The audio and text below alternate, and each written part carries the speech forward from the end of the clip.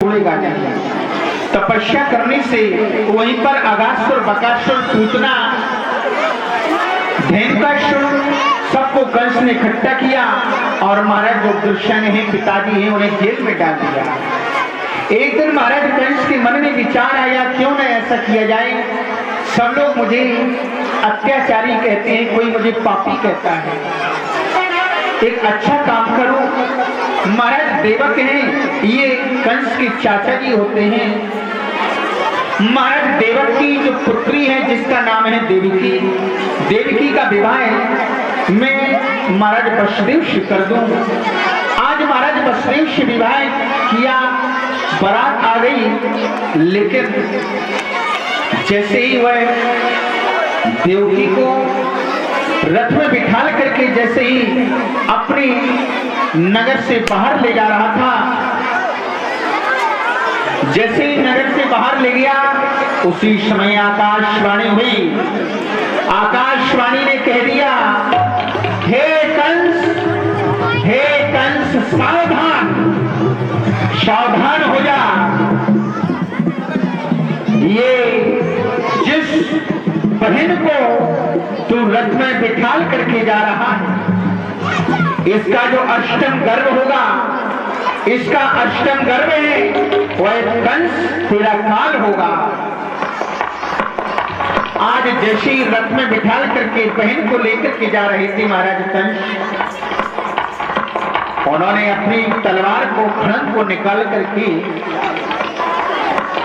हाथ में लिया, देवकी के बाल पकड़े, बाल पकड़ करके मारने के लिए तैयार हो गया।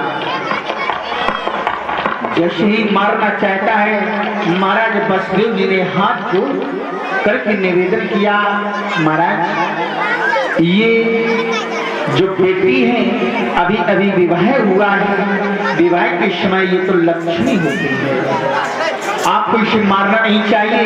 यदि आपको इसके 8वें गर्भ से इतना डर है तो मैं आपको ये वचन देता हूँ कि जो 8वां गर्भ होगा, मैं 8वां पुत्र होगा, मैं आपको प्रदान कर दूंगा। आज कंस ने कहा कि जब तक 8वां पुत्र जन्म नहीं ले लेगा तब तक तुम्हें हमारे यहाँ कारागार में रहना पड़ेगा।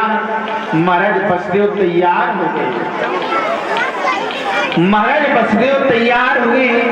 जैसे ही देखा गया पहले बच्चे का जन्म हुआ, जैसे ही पहला बालक हुआ, पहले बच्चे का नाम महारानी देवकी महाराज वसुदेव ने कीर्तिमान रखा। कहते हैं कि कीर्तिमंतम प्रथमजम कंसायानक दुर्लभे। आज पहले बालक का नाम कीर्तिमान, बालक का नामकरण संस्कार ही हो पाया। महाराज वसुदेव बात के पक्के हैं, उन्होंने वो पुत्र को लेकर के महाराज कंस के हाथ में दे दिया। अभी कन्हैया जी का जन्म हो जाने दो, नहीं कंस को पता लग जाएगा अभी, तो सभी लोग शांति रखें। आज इधर जैसे ही पहला बालक का ये जन्म हुआ, महाराज वसुदेव जी ने कंस को दे दिया। कंस ने कहा कि महाराज हम पापी नहीं हैं, ये बालक को ले जाओ। लेकिन देवर्षि नारद आए। देवर्षि नारद ने आकर के कंस के सामने 8 गुलाब के फूल रखे और कंस से कहा कि कंस महाराज इन फूलों को गिनिए। कंस ने जैसे ही पुष्पों को गिना, पहले पुष्प से जब 8वें तक गया तो आखिरी वाला पुष्प है वो 8वें नंबर का हो गया, और जो 8वें नंबर का था उधर से गिना तो जो पहला था वो 8वां हो गया।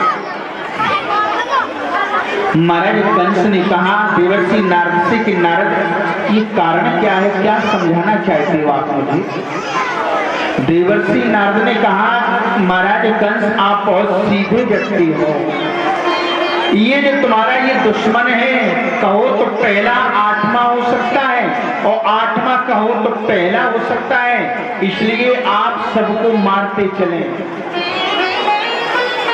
कंस की समझ में आ गई। देवर्षि नारद ने विचार किया कि यदि कंस ये पाप नहीं करेगा तो भगवान का अवतार इतनी जल्दी नहीं होगा। आज कंस ने महाराज वसुदेव से कहा कि वसुदेव लाओ पुत्र को हमें प्रदान करो। जैसे ही पुत्र को लिया, पुत्र को लेकर के चारों तरफ घुमा करके एक बड़ी विशाल शिला रखी थी, उस बालक को शिला पर धड़ाम से पटक दिया। हो जैसे ही बालक को पटका, महाराज वसुदेव मूर्छित हो गए। दूसरे बालक को भी समाप्त कर दिया, तीसरा बालक भी समाप्त हुआ, चौथा, पांचवा, छठवां,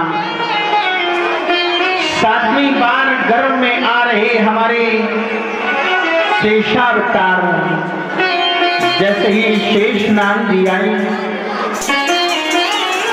भगवान शेषावतार शेषनाग जी कह रहे कन्हैया से कि आप पहले नहीं जाओगे, क्योंकि आप पहले गए थे राम जन्म में, तो हमने अपनी इच्छा से सेवा नहीं कर पाई। क्यों कि मैं जब सेवा करता था आप मुझे रोक देते थे, लेकिन अब मैं बड़ा होकर के जाऊंगा तो फिर तुम्हारी सेवा आप करूंगा, लेकिन आप मुझे रोक नहीं पाओगे क्योंकि मैं बड़ा हूं।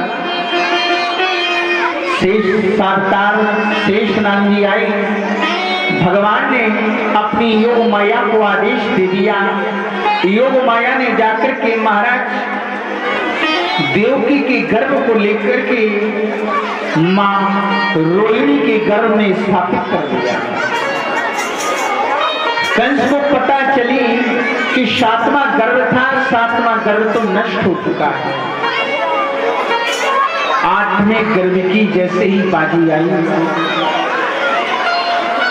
आज जैसे ही आठवां गर्भ आता है, आज आठवें गर्भ में सभी लोग स्वागत करने के लिए आ गए। सभी लोग स्वागत कर रहे कि सत्यव्रतम सत्य परम त्रिसत्यम सत्यशयोनिम निहितम च शक्ति। आज भगवान को दुहाई दे रहे सभी लोग, जितने भी देवी देवता हैं, कह रहे कि भगवान आप सत्य बोले। स्वागतम